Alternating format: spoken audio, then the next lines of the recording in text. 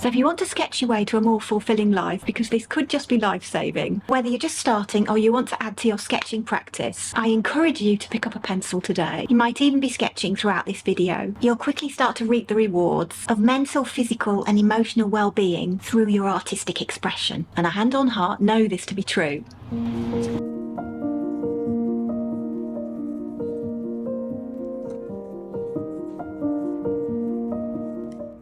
Welcome on our journey into the art of sketching, where lines on paper have endless opportunity to turn into expressions of our creativity and imagination.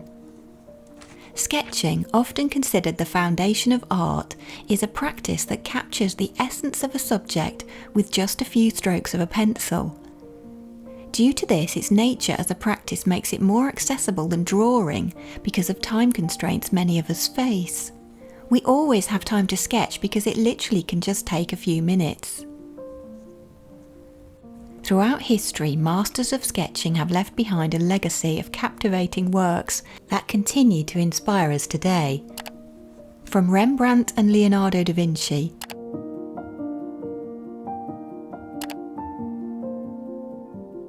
to Vincent van Gogh, Pablo Picasso and Henri Matisse, I love looking at all types of artists' sketches.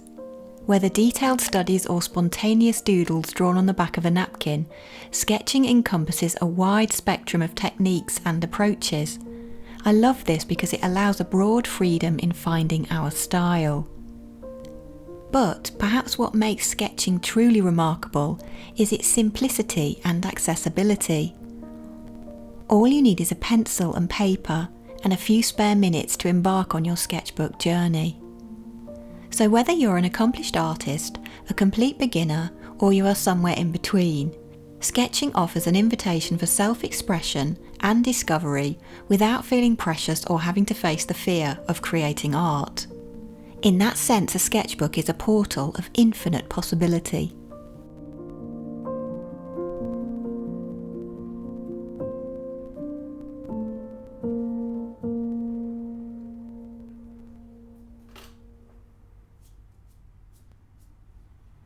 So in this video, I want to talk to you about sketching and sketchbooks. And I know I often talk about art journaling and journaling, and there are some crossovers with the two things. But today I want to go into my own personal world of my sketchbook. And I also want to share the multitude of benefits of doing it. Yes. And if you saw my last video, you will also know that it's never too late to start. And just remember too, that wherever you are in your journey, whether you are an accomplished professional artist or an absolute beginner, there's always going to be things that you don't like. So you have to accept that at the start and get over it, basically. Okay, with that important point being said, let's get started.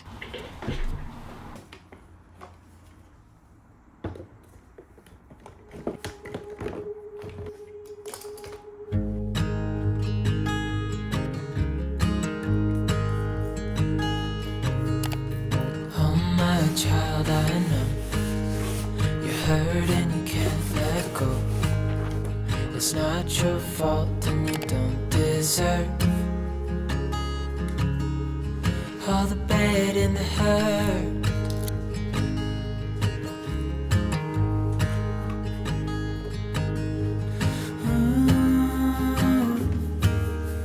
I know you tried so hard. I know you've done your part. It's not fair. Did your time. How much longer will you suffer in this life? But don't give up. Just hold on tight.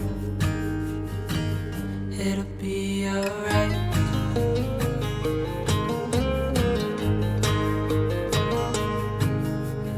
All your life you've tried to be a good man inside. Did everything that you thought you should. Didn't seem to do you any good.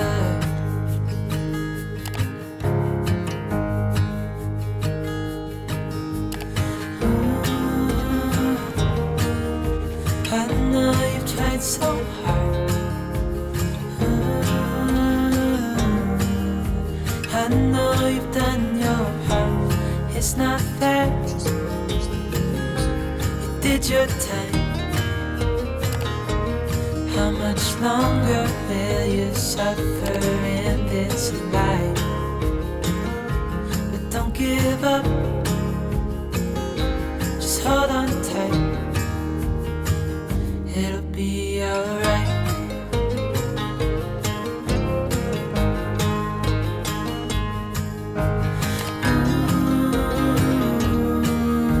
I know you tried so hard.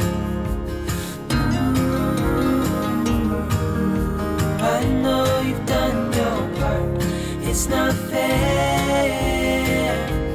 You did your time.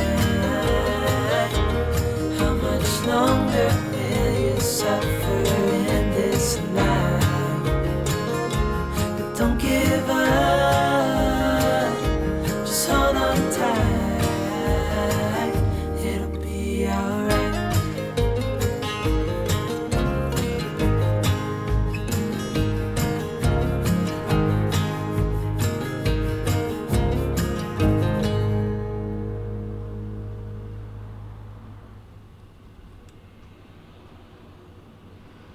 There are definitely mental and psychological benefits to sketching. You know, sitting down, doing something, concentrating, it has so many benefits. So for me, today's session has been about, you know, stress reduction and relaxation. And I'm going along and I'm sketching and, you know, I'm observing and I'm absorbed into my process. And so that element of mindfulness comes into it as well. And although I'm not focused on outcome, I do want to improve my drawing skills, of course. I want to get better at the things I practice. And in order to do that, I need to learn how to see better, how to look, and so improve my observational skills as well. So that's all part and parcel of it, hand in hand with the mindfulness and concentrating. Because, you know, if you want to get better at something, you have to try, you have to make the effort, you have to, you know, use your concentration and focus as best as possible. And so while you're focused, you're blocking out all those other things that might be chatterboxing in the back of your head. And yeah, it brings a sense of peace and well-being to that. I love that. And the other thing I really love about mentioning the mental and psychological benefits of this is how accessible this is for everybody. You know, you don't have to be a pro to do any of this. You can literally sit with a sketchbook, a drawing book. It doesn't have to be anything fancy. A pencil, you know, this pencil has an eraser on the end, and in this instance it's a mechanical pencil, so I don't even need to sharpen it. So it's just that and my sketchbook. And, you know, you can't really simplify more than that. You can sit while you're watching movies, you can sit in bed and have a cup of tea and do a little drawing or a little doodle in the mornings. You can literally fit it into your day or routines in whatever way works best for you. You can see as well the different moods you're in when you draw. So, you know, for this side, I was much more tight and concentrating, and you know, I wasn't warmed up, but I've come in this morning and I've just gone in, you know, really loose and gestural. So you can really read your emotions and the state of your mental health often from looking at your drawings and what kind of, you know, mood and outlook you are. And drawing in all sorts of different ways, of course, has different benefits as well. And on top of that, helps us find our own unique style as well with our mark making.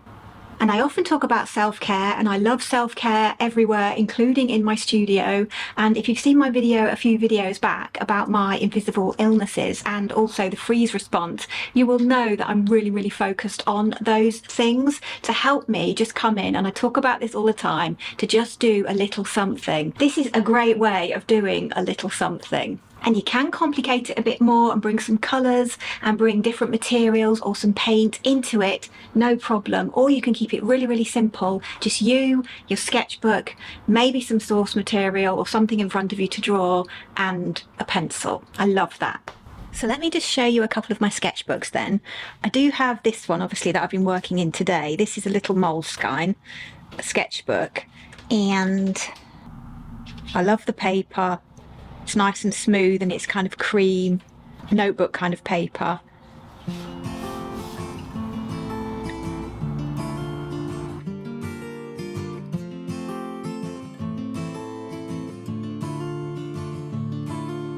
Middle of the road, there's just a feeling of a distant melody. The other thing I do is I really like drawing on just loose bits of paper, and sometimes they are for the purpose of my journals. So for this one, for example, is going to be put into one of my art journals. But I do like working just, on loose paper. This is the Strathmore mixed media paper. I really like working on that as well. And then this is a little sketch I got out because it's probably one of my most treasured sketches, and it's actually Rick Mayall. So I went to the theatre in 1995 to see specifically Rick Mayall in a play, and I can't even remember what play it was now. I'll have to look that up. And at the time I was doing my fine art degree, and I was doing a heck of a lot of sketching all the time, much more than I do these days. And through one of my housemates, I got involved with the theatre company at the university. She was actually acting and directing. I was just an observer, but I used to love doing sketches while they were all rehearsing and on stage, etc. So I was used to doing quick sketches and movement. Anyway, long story short, I went to the theatre to see Rick, one of my faves. And yeah, I sketched him throughout, so I had a sort of sketchbook full of little drawings. And I was really lucky in that when he was coming out of the back door, I managed to catch up with him, and there wasn't hardly anybody there. I think it was a couple of other people there at the stage door, and so I got him to sign my sketch. And then this one is actually an etching. And I got that out because I've got this teeny tiny little A6 sketchbook, which I took to Paris with me one time. And some of the sketches in here, I have to admit to having, maybe in the evenings, and maybe I'd had a glass of wine or 2 or 3. And they are very, very loose, some of these. But that's kind of where I was at the time anyway. I was just drawing someone through the window. This was a little sculpture in the Pompidou. But yeah, just kind of really expressive marks in here. Let's see if there's anything worth showing you. Moulin Rouge. So this kind of links to the Toulouse-Lautrec and Degas. I was fascinated by windows, still am, and the lovely rooftops in Paris. And just walked about with my sketchbook and did lots and lots of quick sketches.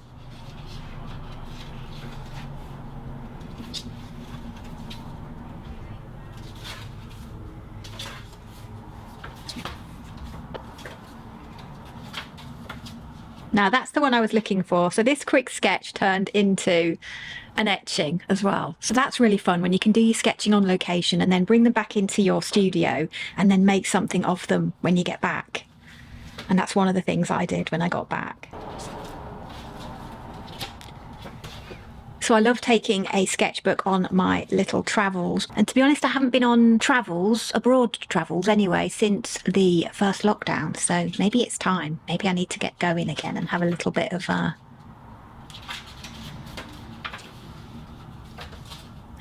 holiday. Anyway, that's that one. And then I've just got loads of little loose drawings, fairies. This one actually, she's Fairy Grace.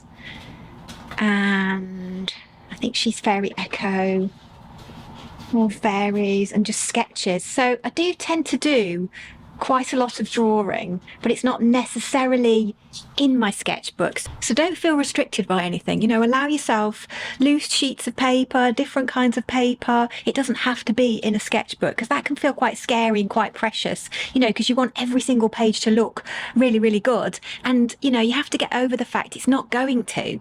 So get over that really early on, and then hopefully you can get rid of that kind of apprehension and procrastination and fear, if you like. I also love using coloured papers, so that's another thing you can do. So you can look up, tan or buff or black or whatever paper you really like. So get some paper you really, really like, and a couple of pencils or art supplies that you love using. Something that's going to get your juices going before you even start, if that makes sense. And please have fun and try and relax and enjoy the process, because it is supposed to be fun as well. So in this video, we've mainly got inspired from artists. So this was my Degas book. So I'll just show you which books I've been working in as well. And I also was working in, let's just move those over here. I was also working in this book as well, Toulouse-Lautrec, Taschen book. This one's actually all in French. because I bought it from France. And I don't speak fluent French at all by any means. I have loads of ideas of what you can put in your sketchbook, so maybe that's a whole other video for another day. So let me know in the comments if you want to see a video on what to put in your sketchbooks, and loads of ideas and inspirations and different ways you can use your sketchbook. Whether you're an artist, or it's a hobby, or it's, you know, just a creative outlet that you just want to pursue. So here's a little extra tip for you, probably the best art or creativity tip ever, and that is do a little something first before you get into something else. So for me, that might look like getting into the studio, pouring my coffee, which is decaf at the moment because, yeah, being good on the caffeine, and then sitting down and getting to it. 5 minutes, 10 minutes, 20 minutes, half an hour, however long, do a little something.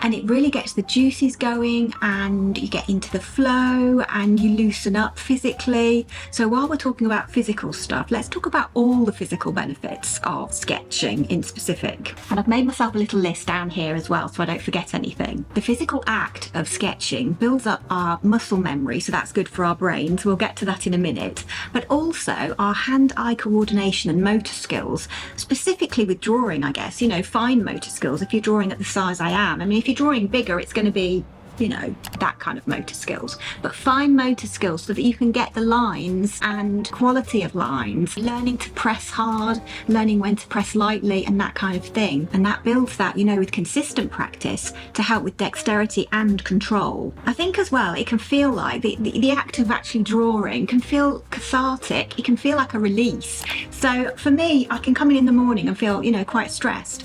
And then I've done some drawing and I've kind of released something and I feel lighter for it. I feel freer. It's almost like the act of sketching, and it's in specific for me, loose sketching feels like a letting go. This is something I talk about with art journaling all the time, but I think it also corresponds to sketching as well. And of course, the act of creativity itself is great for well-being, and it's been scientifically shown to have physical benefits, improve the immune system, even do things like reducing pain.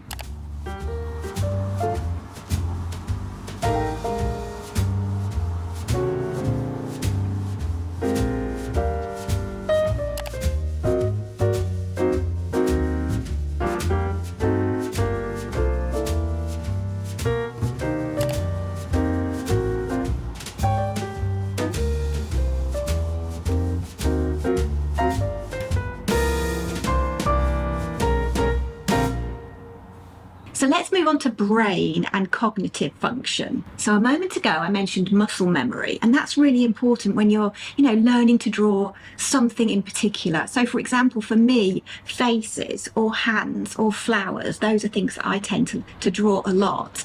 And so for me, I have built a muscle memory. I know, with a 3/4 face, what the angles are of that line around the face. I know where the nose is going to be, depending on the angle of the face, how high, how low, how it relates to the other features on the face, depending on what kind of expression and what kind of face I'm doing. So I've built a muscle memory, which means I have great joy now from drawing from my imagination, because I can create all sorts of things without any reference material at all, and then dip back into reference material when I need some more exact kind of information, if you like. So moving on from that, it makes sense that it also enhances our memory in general. You know the phrase lose it or use it?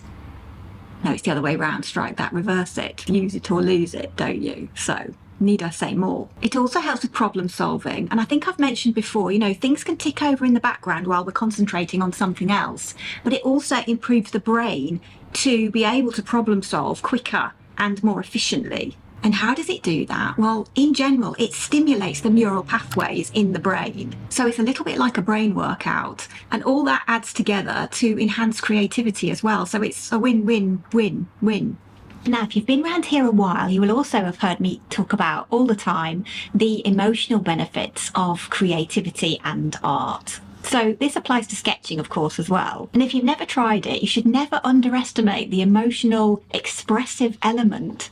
And of course, just like music or writing or dance or any sort of creativity, it is a form of emotional expression. And that can be, as we mentioned, cathartic, a release, a letting go, a way of language, a way of communication, which is also a way of self-discovery as well. We learn things about ourselves. We discover hidden things, some of them maybe that we'd wish we hadn't discovered, and how we feel, say, when we feel we've failed, when we feel that we've made some bad art or had a terrible sketching session and the outcome, you just don't like the outcome. So it's very much that journey of learning, who we are, making self-improvements as well. And the other side of that, of course, is when something does go well and you feel like you've achieved and accomplished something, then you get that sense of self-confidence as well, which boosts you forward into carrying on your journey and doing it again. A rinse and repeat, if you like, because the consistency of doing the act of drawing, the act of sketching, then enhances and deepens all these benefits that I'm talking about. And of course, sometimes it can be a pain, can't it, to hear, I need to be consistent and I need to practice.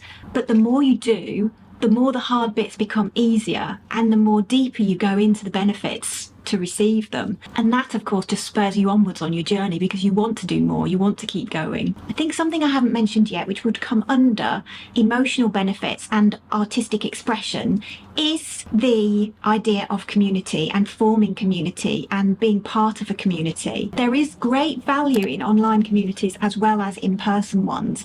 And I know for a fact, because I used to run an art class in person, and this was life before lockdowns for me, so it's almost like a completely different world for me now, because I took everything online in the lockdowns, and I really enjoyed that and built a community of, basically found my tribe by doing that. And so it's been hugely life-changing for me to actually find my community and find my community later in life as well, because I was 50. I just turned 50, so it's a few years ago now. And I go in depth in my last video about doing things maybe later in life. But suffice to say at this point, whether a hobby or whether it's going to be your career or it already is your profession, a creative community is priceless. We can discuss insecurities, feeling silly, how to do things, ideas about art supplies, different pencils, different paper.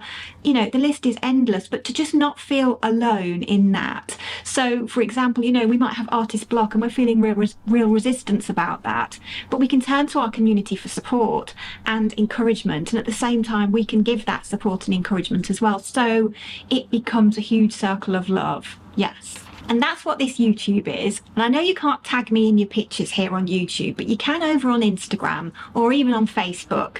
So do feel free to tag me in your creations, and I'll put my, my @TheUnexpectedGypsy thingamabob. And I'll put all my links down there as well, you know, in the usual place. And if you want arty process videos and tutorials and vlogs and live streams and all sorts of behind the scene content, I also have a Patreon community, so that's all linked down there as well. And you can even join that for free now to check out what's going on each month. And I know not everyone can come, particularly at the moment, so no pressure whatsoever. And I will always be here on YouTube and Instagram and the other places as well. My biggest hope, no matter whether you're a beginner or an intermediate or an accomplished artist at this point, is that you feel encouraged and inspired to begin a practice of sketching and embrace it as a tool for personal enrichment and creative expression. Yes. So I really hope you've enjoyed this video. Thank you so much for watching. Try to keep your lights shining bright, and I'll see you really, really soon in the next one. Bye for now. Bye for now.